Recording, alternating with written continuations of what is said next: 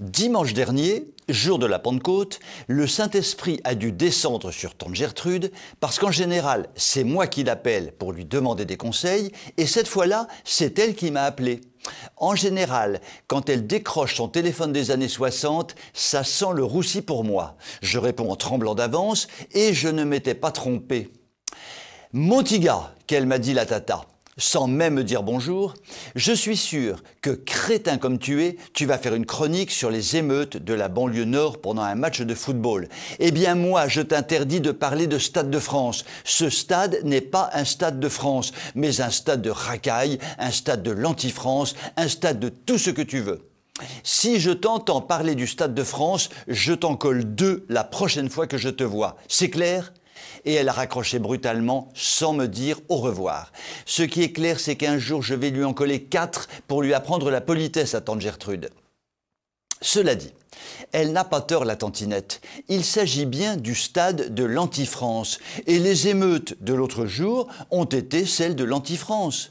En écoutant tout ce qui a été dit sur cette soirée infernale, en regardant quelques vidéos bien significatives de ce que fut la violence déployée à grande échelle, je me suis souvenu d'une conférence que j'avais donnée à Paris il y a une douzaine d'années avec Zora Habitant sur la folle politique immigrationniste de notre pays.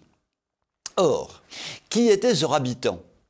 Tout simplement, l'ancienne porte-parole du dramatique Manuel Valls, Manuelo Valsito en espagnol.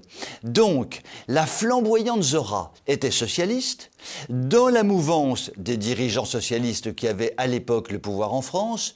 Vous allez me dire, Lochner, qu'allais-tu faire dans cette galère ?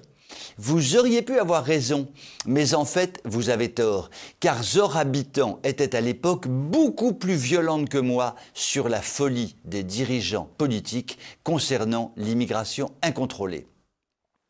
À la fin de nos topos respectifs, sur lesquels il n'y avait pas de désaccord, une question d'un monsieur.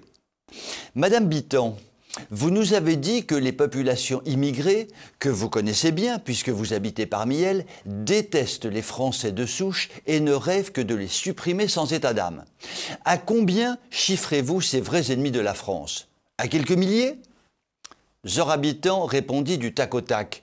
« Vous plaisantez, monsieur. Ils sont des centaines de milliers, voire beaucoup plus. Vous vivez sur un volcan proche de l'explosion et il explosera bientôt. Rien à dire de plus. » C'était il y a une douzaine d'années.